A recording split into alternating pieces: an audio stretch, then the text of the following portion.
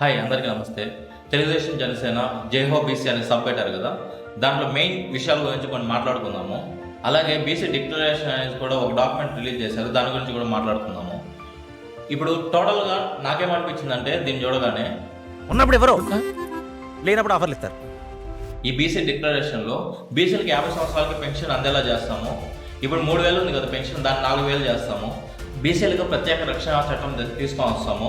బీసీల sub plan ద్వారా 5 ఏళ్లలో 1,50,000 కోట్లు ఖర్చు చేస్తాము. వైసీపీ ప్రభుత్వం 75,000 కోట్లని దారి మళ్లించింది ఈ బీసీలకు ఇస్తాన దాంట్లో. ఆర్థికాభివృద్ధి, ఉపాధి ప్రోత్సాహాలు పునరుద్ధరిస్తాం. ఇంకా చట్టబద్ధంగా కులగణన నిర్వహిస్తాం. చంద్రన్న బీమా 10 లక్షల రూపాయలు పునరుద్ధరిస్తాం. పెళ్లి కానుకలు 1,00,000 రూపాయల పెంపు. శాశ్వత కుల ధృవీకరణ పత్రాలు రిలీజ్ చేస్తాం. విద్యా పథకాలు అన్నీ పునరుద్ధరిస్తాం. బీసీ భవనాలు, కమ్యూనిటీ హాళ్ళు 1 ఏడాదిలో పూర్తి చేస్తాం. ఇవి ఆ డాక్యుమెంట్లో ఉన్నింది. ఇంకా పవన్ కళ్యాణ్ గారు, లోకేష్ గారు, చంద్రబాబు గారు ఏం మాట్లాడారంటే బీసీలకు అన్యాయం జరుగుతోంది, జగన్ ప్రభుత్వం వచ్చాక 75,000 కోట్లు బీసీలకు అందిస్తామని చెప్పారు.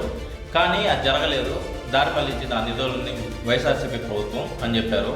అదే కాకుండా బీసీల దాడులు జరుగుతూ ఉన్నాయి, మీకేమైనా జరిగితే మా ప్రాణాలు అడ్డేస్తామని కూడా చెప్పారు. టోటల్గా ఈ జైహో బీసీ అనేసి ఇది పెట్టడానికి మెయిన్ రీజన్ ఏమంటే జనాభాలో 50% బీసీలు. జస్ట్ ఓట్ పర్సంటేజ్ ద్వారా ఇది పెట్టారు. ఇప్పుడు మెయిన్గా జైహో బీసీ అంటే ఇప్పుడు ఎస్సీ ఎస్టీలు లేకపోతే ఓసీలు లేకపోతే ఇంకో కేటగిరీ వాళ్ళు తక్కువనే. జస్ట్ ఇవన్నీ ఓట్ల కోసం మాత్రమే. ఓట్ శాతం బీసీలకు ఎక్కువ ఉంది కాబట్టి జైహో బీసీ అనేసి పెట్టారు. ఇంకా అంటే నార్మల్గా అంబేద్కర్ గారు చెప్పేది ఏమైనా లేకపోతే ఇంకా పెద్ద పెద్ద వాళ్ళు ఏం చెప్పైనా కూడా అందరికీ సమాన హక్కులు ఉండాలనేసి, కానీ మనం వాళ్ళకి స్పెషల్ స్టేటస్ ఇచ్చేస్తా ఉన్నాము. ఇది తప్పుగా తీసుకోకండి. ఎస్సీలు ఎస్టీలకి లేకపోతే బీసీలకి లేకపోతే ఓసీలకి అందరికి సమాన హక్కులు ఉండాలి, లేకపోతే ఇంకో కేటగిరీ వాళ్ళకి కూడా. కానీ మనం చాలా మందికి స్పెషల్ స్టేటస్ ఇచ్చేస్తున్నాము. ఒకరు తప్పు చేస్తే ఒక శిక్ష పడుతుంది, ఇంకొకరు తప్పు చేస్తే ఇంకొక విధంగా శిక్ష పడుతుంది. ఇలాగ ఉంది మన గవర్నమెంట్.